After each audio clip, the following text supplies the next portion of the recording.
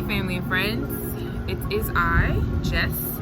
I am enjoying this 60-degree weather in December, but also remembering it's windy up here, what that means for our planet, that it's 60 degrees in December. But anyway, not gonna get too deep, just gonna enjoy the sun and the opportunity to just be outside without a jacket.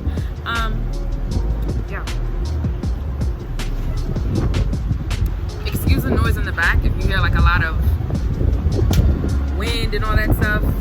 Hopefully you can still hear me. Today we're going to talk about something that I've experienced and dealt with personally for quite some time, and I feel like we don't talk about it enough, and the effect and the impact that it has on, you know, beautiful and brilliant people, their self-efficacy and how they feel about themselves and their beliefs in themselves and their abilities to do the things that they want to do in life. And so today we're going to talk about imposter syndrome. So when I was younger, my mom, if I wanted to find out what a word meant or how to spell a word, she would say, go get the dictionary. That was her favorite. This is before like easy access to to Google or whatever. We had one computer in the house, but we couldn't use it. It was my mom's work computer. So she would say, go get the dictionary. Or the encyclopedia, which was like huge. So I have my dictionary. And since we're going to be talking about imposter syndrome, I want to break it down a little bit, break down the word so that we have an in-depth understanding of it, and so that when we, at the end of this conversation, if this is something that you've experienced or you know people that are currently experiencing this, I hope I said that right. Yeah, then you can talk about it and have open conversation. To be an imposter means to be a cheat, pretending to be what he or she is not. Right? So an imposter is someone that is pretending to be something that they're not. Imposter syndrome is a psychological pattern in which an individual doubts their skills, talents, or accomplishments and has a persistent internalized fear of being exposed as a fraud. So this person is almost in disbelief that they are capable or able to do the things that they are doing or that they set out to do, right? So an example of that would be if you find yourself, if people, give you compliments and you find yourself not being able to accept it or appreciate it because you feel like, oh, that was nothing, or comparing yourself to other people. I know from personal experience, the first time I heard the word was at work, actually, by one of my directors, maybe about 4 years ago. And she brought it to my attention. She said, Jessica, do you know what imposter syndrome is? I said, no. She said, it's the belief that you think that somebody's going to find out that you aren't who you say you are. Even though you may know who you are, the opinion of other people on your life is weighing on you so much so that you don't trust the decisions that you make. And because I was always second guessing myself, I was always asking for reassurance or doing something that was amazing and then getting rewarded for it and not being able to fully accept it, because I was just like, well, is it really what they say it is? Like, is it really that great? I mean, I'm sure someone else could have did it better. I'm just totally disregarding the fact that I had, started a new mentorship program, or the fact that I had, just been able to be have an impact on students and have like such a big role in the school that I was working in the lives, and to serve, the school and the school community, and I just couldn't accept that. And I felt like sooner or later somebody's gonna find out that I don't know what I'm doing, even though I was doing what I thought I didn't know I didn't know how to do, if that makes sense, right? So it's this whole phenomenon of like not feeling worthy, not feeling like, or feeling like the next person knows more than you do, right? And so it really stifled my progress in terms of my trajectory. I probably, if I'm being honest, I've stayed in jobs longer than I probably should have, because I just felt like, well, I'm afraid to take this opportunity because I don't think I can do it. Even though I've been doing the work, I still didn't believe that this opportunity was available to me, that people saw me in a way that I didn't see myself, right? And so I just wanted to come on here and talk about this, because I find that a lot of young people and a lot of adults, suffer from imposter syndrome. And I think the only way to work through things is to acknowledge it, right? So I wanted to offer a couple of tips to help with this.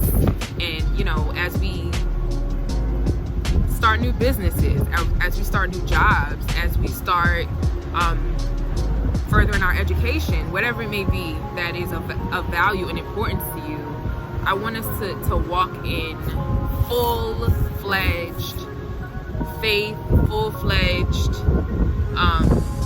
confidence, right? And it all starts with our minds. It starts with how we talk to ourselves. And so I wanted to come on here and talk a little bit about that and offer some tips.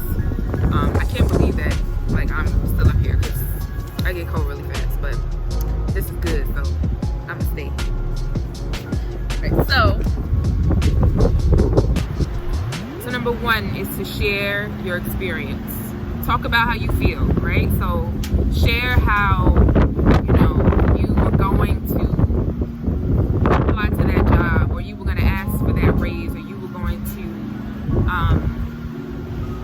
somebody gave you a compliment and it was just, you didn't receive it, right? Talk about those experiences with other people that you trust, so that you can become aware of your habits and how this impacts your life and your growth, because it is very stifling when you find yourself constantly being in the same place in terms of missing out on opportunities, or not even trying because you feel like, well, other people are gonna find me out, like they know, like they're looking at me, they're laughing at me because they know I can't do this. And it's like, no, that's not the case. That's in your head. And even if that is the case, so what? Do it anyway.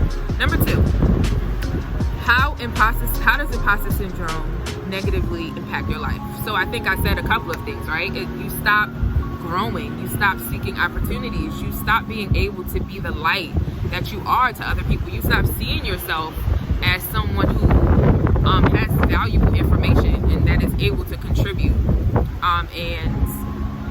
That could be an entirely different video of how that may impact your self-confidence and your self-efficacy. And we don't want that. We don't need that, right? We want to be our best selves.